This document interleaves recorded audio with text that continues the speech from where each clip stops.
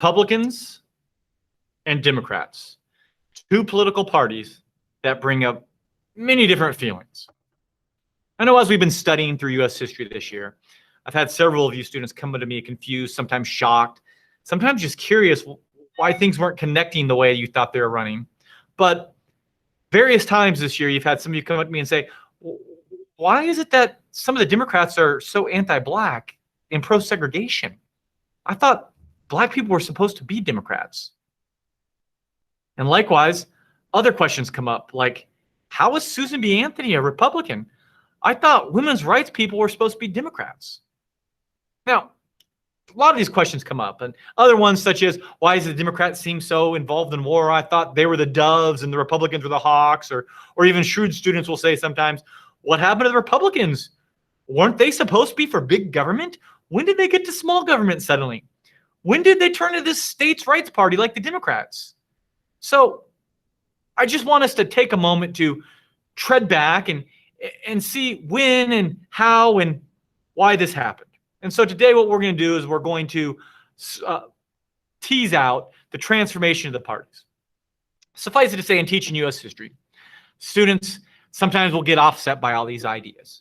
But what I want us to understand is what happened to the Republicans that we studied under Lincoln, the party of individual liberty, the party of the progressive, the party of the liberal-minded person who wanted to end slavery and therefore segregation in the United States. And also what happened to the Democrats, the party of the common man like Andrew Jackson, the party of the populace, the grassroots party born from the idea that the government should be small, states should be strong, and the economy should be based on agriculture? Yeah. So let's take a look back and take note of some of the changes. Suffice it to say, it all starts with abolition. Abolition, again, is the desire to end slavery. The idea that all men had the same types of liberty.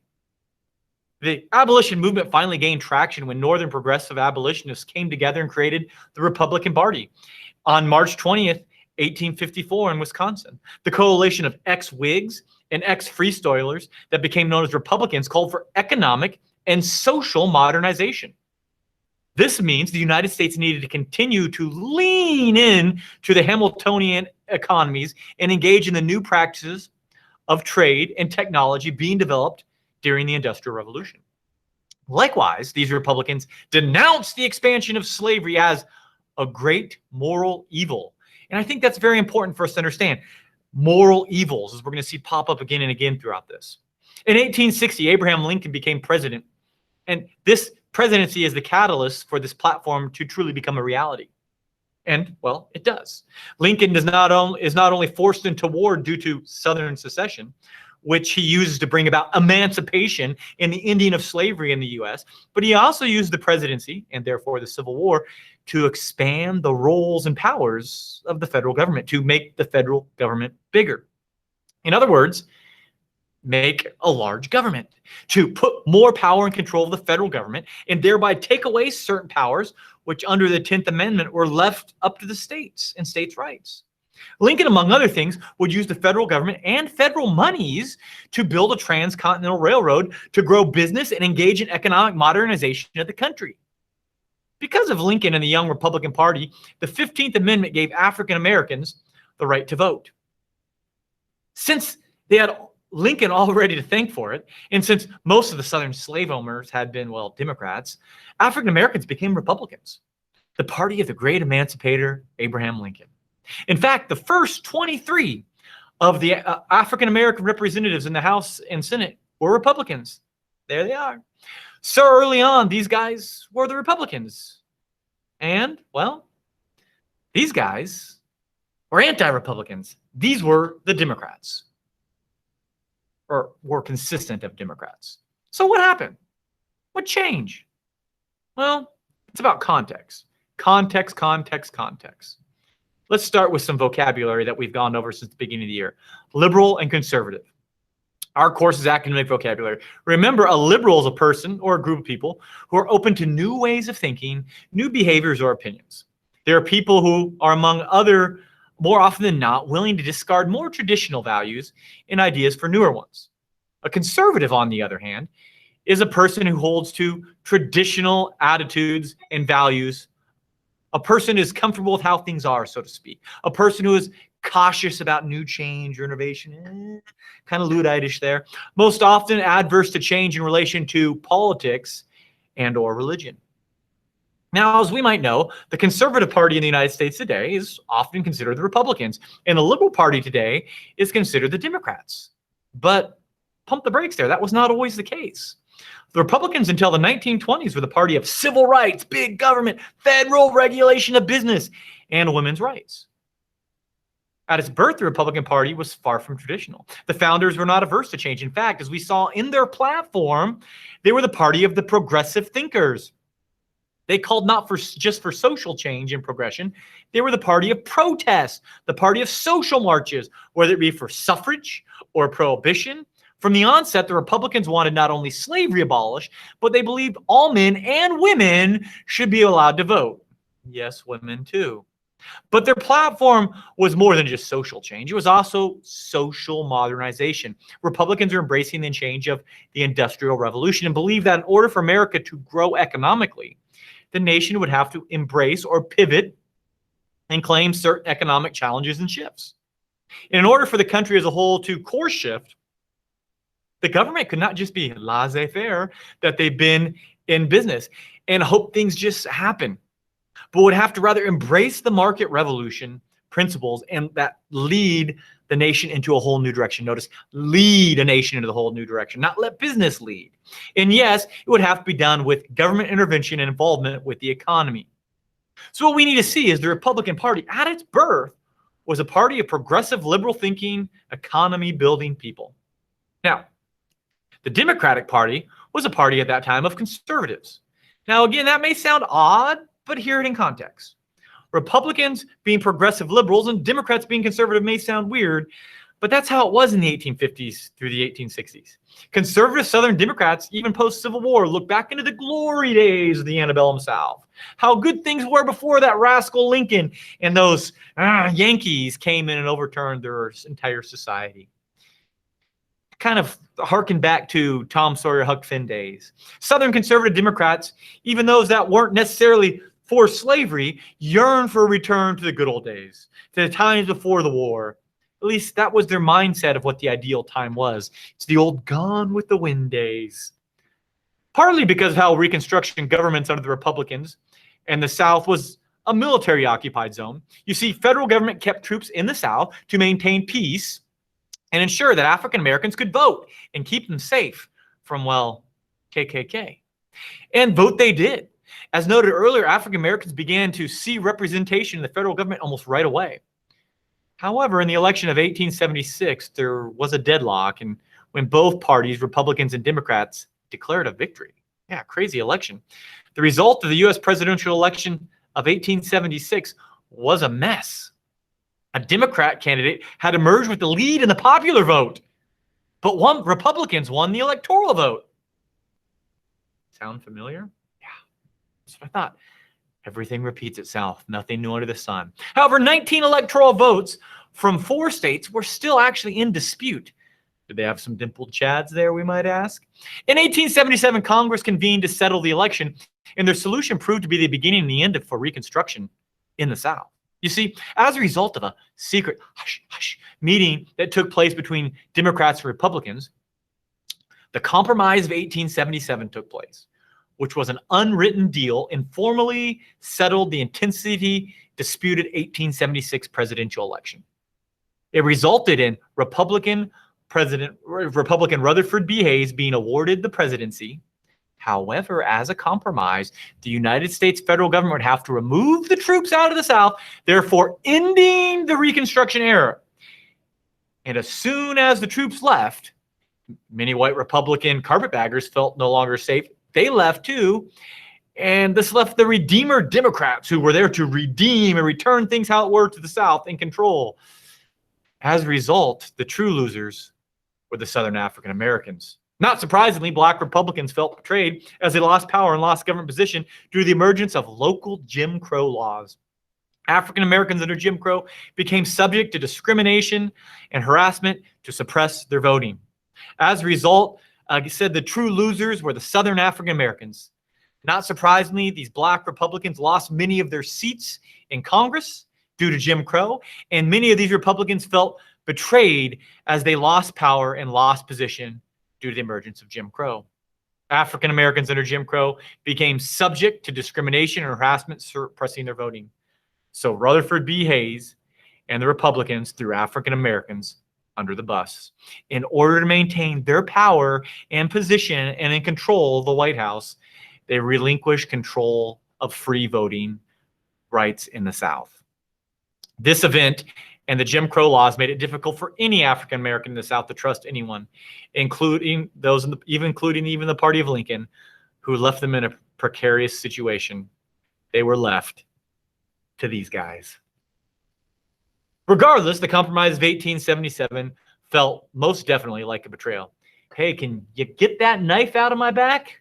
Jeez. Although the populace of the early 20th century would begin to turn things around, they began to return some of these early party ideals, getting rid of the Gilded Age. In fact, Republicans finally in May of 1919 passed the 19th Amendment through Congress, which ended the long struggle for women's suffrage. You go, ladies. In fact, Janet Rankin of Montana was a Republican, was the first woman ever elected to Congress.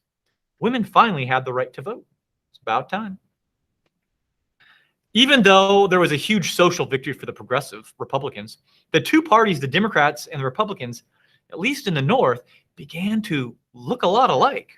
And when the Republicans began to have internal disputes and who was more progressive, Taft or Roosevelt, a fallout occurred.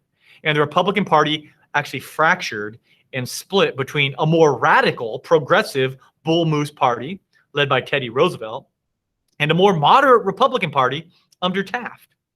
The split gave the economically progressive, though not racially progressive at all, Wilson and the Democrats control of the White House.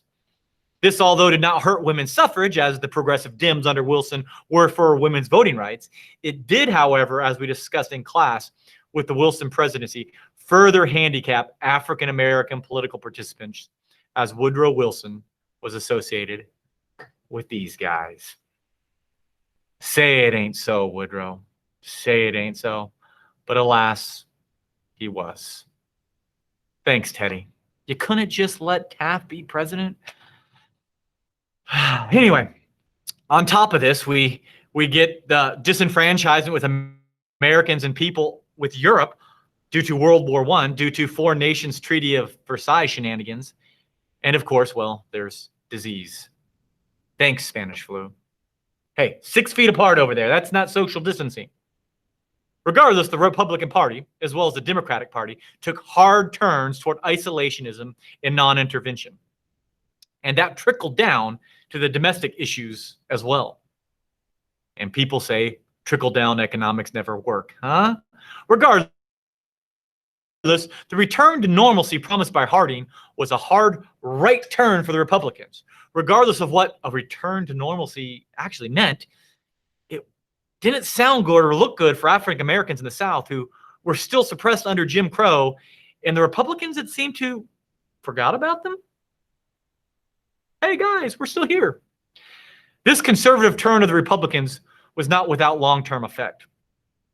It was during this time that the Republicans and Democrats, for the most part, began to be very similar again in all areas, foreign and domestic. Americans were so enjoying the Charleston and the Roaring Twenties that they forgot all about the social inequalities. I mean, women were voting. Everything in the North looked normal. No one really paid attention to the South. That is, everything was normal unless you were black and in the South. Regardless, by 1826, the NAACP, a group once led by Republican African Americans, now decided no party had the best interest of African Americans. Wow. In fact, Jim Crow had been so successful at eliminating black representation that in 1929, Republican Oscar DePriest, when he was elected to Congress, he was the first African American in Congress in over 30 years. That's well over a generation. Yowzers. Then the Great Depression hit. And this policy of normalcies were so laissez-faire, so conservative, that there was no way to help people in the country from either party. That is, until another Roosevelt emerged.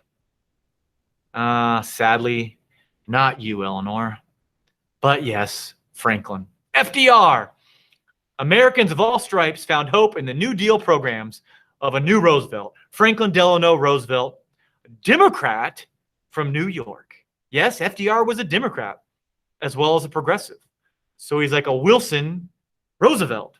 But the Great Depression brought in all sorts of new things as we studied. But as I said, FDR and his New Deal coalition is going to have a dynamic change on both parties. FDR will manage to keep these guys satisfied, as well as begin to draw on African Americans and staunchly Republican women vote. Yes, FDR began to draw the women and the African Americans in with the KKK. How? He was dealing his New Deal. Eleanor Roosevelt and her leadership helped, however. Regardless, what we're going to see is the Republican Party's progressives, now called, we would call them today Rockefeller Republicans, not only had to fight in their own party against hyper-conservative normalcy crowd, but now they finally had strong competition from Democratic progressives in Franklin Roosevelt. And their policies were not much different from the Democrat counterpart. So much, in fact, that many crossed over to the other side, like Henry Wallace, who would actually go on to be one of FDR's many vice presidents. He was at one time a Republican. FDR played a very strong political game, very Machiavellian. Though the policy of his New Deal, those who felt they had lost their voice or never had one to begin with, at least were being heard. He combined the Bourbon Democrats from the South and the Progressive Democrats from the North. And this was huge to bring all these groups together along with these new minority groups. In fact, when African-American Arthur Mitchell from Chicago, like Oscar DePriest, was voted to Congress in 1934, he was something the United States Congress had never seen before, a black Democrat. Yeah. Likewise, New Jersey's Mary Norton would bring in another first for Democrats in the late 1920s. She would be the first woman elected to Congress who was not a Republican. Over the next 30 years, from 1934 to 1964, women and African Americans began voting for both Democrats and Republican candidates. This was a huge win for Democrats.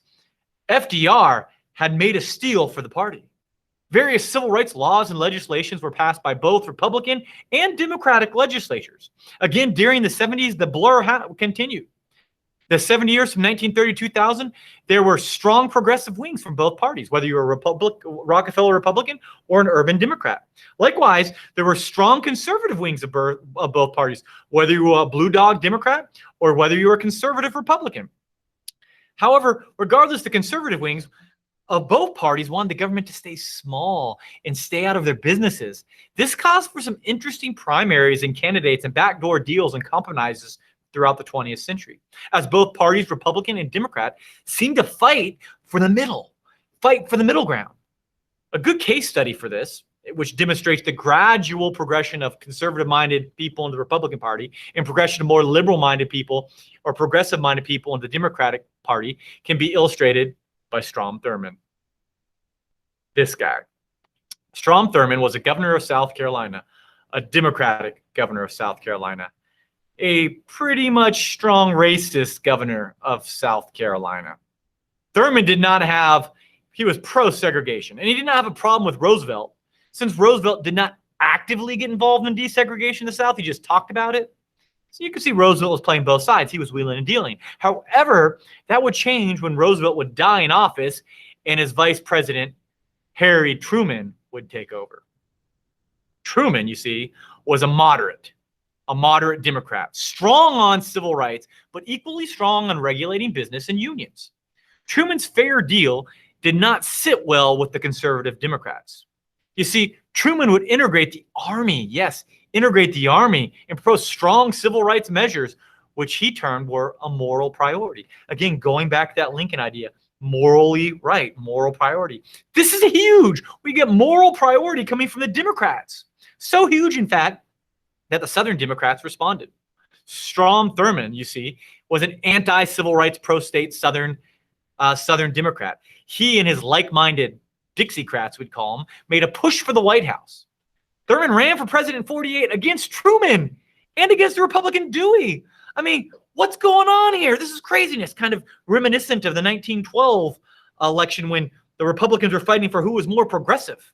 Well, in this case, we got the Democrats fighting for one for conservative values and one for moderate values, and then the progressive Republican looks like he's going to easily win. And coming into this, the hugely favored Democratic Party seemed to just be shooting themselves in the foot when they separated into these two factions, the moderates with Truman and the anti-civil rights movement, pro-states' rights Dixiecrats under Thurman. However, Truman's successful handling of World War II and his moderate stance would shockingly secure him a victory. The states' rights Democratic Party took a huge hit, but they were not finished. Likewise, Strom Thurmond was not done. As a matter of fact, in 1954, he would be elected to Senate as a Democrat, where he would serve from 1954 to 2003. Yes, you heard me right. From 54 to 2003. It's a long, long time in a galaxy not so far, far away. Term limits, anybody? Suffice it to say, Strom's career helps demonstrate a shift in the evolution of the two parties, Republican and Democrats. Stay with me. The Republicans under Eisenhower and then the Democrats under Kennedy would continue playing to this moderate middle, get to the middle, trying to unite both conservative and liberals into their party. However, on June 11th, 1963, JFK, who had spent 3 years trying to distance himself from civil rights disturbances and play the conservative middle base of the Democratic Party, could no longer, due to civil rights issues, hold his peace. Like Truman 15 years earlier, he would declare civil rights a moral issue. Truman, Lincoln, moral issue. He would at this time promise a major civil rights bill aimed at ending discrimination against African Americans. However, 5 months later, Kennedy would be killed, and his vice president and successor, LBJ, would take control. LBJ, however, vowed to finish the mission started by Kennedy. LBJ, supported by Rockefeller Republicans and the urban liberals in his own party, was able to pass the Civil Rights Act of 1964. For segregationists like Strom Thurmond, this was a betrayal of his own party, especially since the bill would be put forward by a fellow Southerner from Texas, LBJ. This was the last straw, in fact, for Thurmond. In fact, in 1964, he no longer considered himself a Democrat. In fact, we're going to see later on, he's going to label himself a Republican. Yeah, that's right. A conservative Republican. He changed parties while in office and maintained his seat. This was the beginning of a huge ideological shift in both parties. Many conservative Democrats would continue to switch the Republican Party over the coming years, just like we saw a lot of the Rockefeller Republicans were following Wallace over the Democrats. Why? Because the Republicans, in the minds of some of these progressives, had lost much of their progressive base and their ideas. And Democrats during FDR, Truman, and Kennedy presidencies were now in need of a new coalition to gain votes, so they pulled them over. The idea of a uniformly progressive Democratic Party was growing especially fast in the 60s. And the idea that the Republicans were being lost without a base was quickly coming to reality. Republicans who were conservative morally and also now seemed to be fiscally and socially and philosophically began to develop. The Republicans by 1964 were kind of losing who they were. This is where the presidential campaign of Barry Goldwater in 1964 played a large part. Barry Goldwater was more akin to the old Harding and Coolidge. He was definitely not a Rockefeller Republican. He was definitely not a moderate like Eisenhower. He was fiscally conservative and believed less government was better government. Small government hero. He believed in the more relaxed, laissez-faire rule of government, fiscally and regulatory price. His libertarian views also drew in the states' rights advocates, who believed that power should be decentralized and shared among the states. Of course, a lot of these states' rights advocates wanted it for, well, segregation, but they've jumped on too. And regardless, we see that Goldwater believed that state governments were better representations of the people in those states that had than a centralized federal government calling all the shots. This idea of a more local grown government was attractive to many conservatives, including especially the Dixiecrats like Strom Thurmond.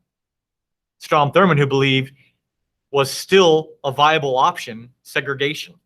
He believed segregation was still viable. As a result, Goldwater's strong states' rights platform, he drew much of the disenfranchised Dixiecrats into the new Goldwater wing of the Republican Party, to the chagrin of many Republicans. As a result, Goldwater's message did radiate in the Deep South, but as you see on the screen, it failed to capture any other state outside his home state of Arizona. This election drew a line in the sand philosophically. Now the Republican Party was the party facing an existential crisis of identity. They lost the North. The question was, were they still progressive futurists, thinking of the party of Lincoln and Teddy Roosevelt? Or had they suddenly become something new? However, due to LBJ's failures in Vietnam and the assassination of Bobby Kennedy, RFK, the Republicans didn't have to sit down and come to terms between the Rockefeller Republicans and the Goldwater Republicans as quickly as many thought they would have to. Instead, former Vice President, Californian Richard Nixon, offered a quick fix alternative. He changed the focus from inward to outward. He gave a unified message and did a big tent appeal.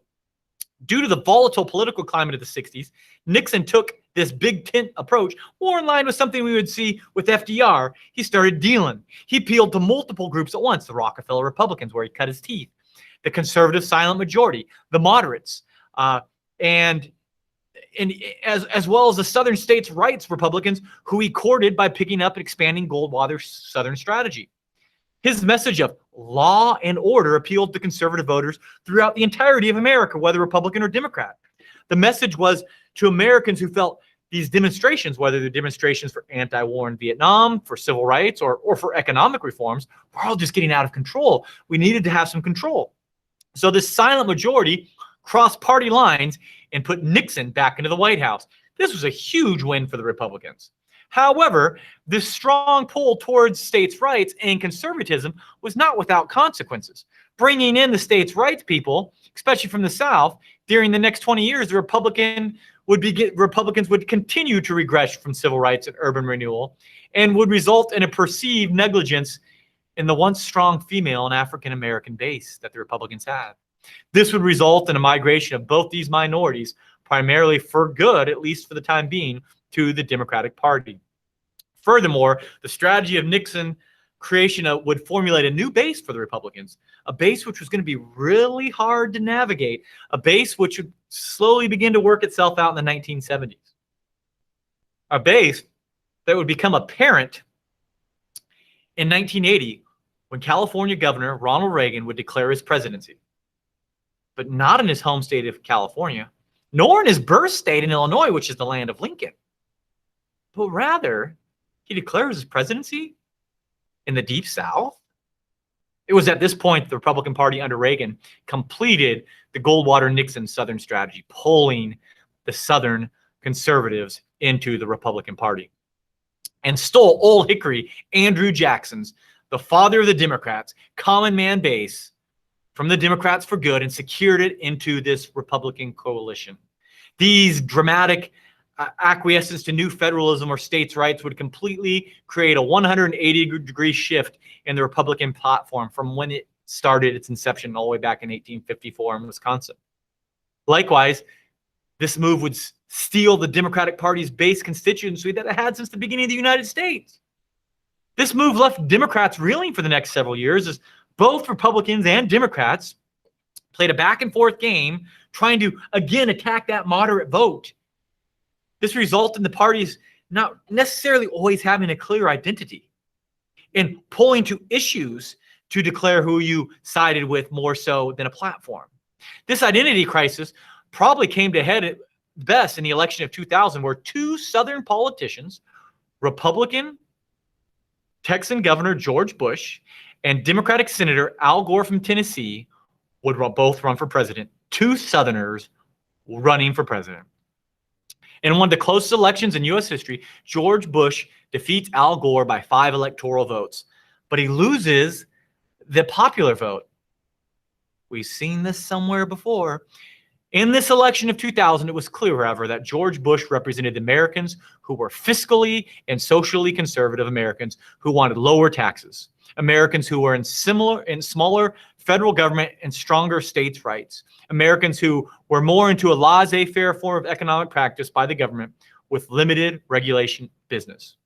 Likewise, as we see, Al Gore represented urban Americans. Yeah, Southerner represented urban Americans, as well as a more liberal-minded America. Americans who were designing stricter federal regulation and scrutiny on big business. Americans who believe more needed to be done to address poverty and inequality and eventually climate change. Primarily, they were looking at things in the inner city. And it's this election that you see the parties had clearly settled on where they're going to make the stands for the next several years. 36 years after Goldwater appealed to conservative, small government Americans, the Republican Party made small government one of its core tenets, jettisoning out what Lincoln and Roosevelt had built on. Then, nearly 70 years after the New York-born governor FDR made his move to claim the drop progressive platform of the early 20th century, the Democratic Party morphed from no longer being the party of the South to rather the party of the East and the party of the big city. The Democratic Party evolved from the party of the rural farmer into the party of the urban resident. Complete 180. Leaving behind its conservative foundation and embracing the new changing culture. Now, let me be clear. This is perhaps, in this lecture, an oversimplification of the evolution of both parties. But what I do want you guys to understand, this does pull together many of the concepts we've been struggling with this year, and hopefully give us a better understanding of where the parties get to, where they get to. So what I want you to do is think on this. And as you answer the questions that we have attached, please be sure to answer in complete sentences. Think on it. Elliot, out. Have a good one.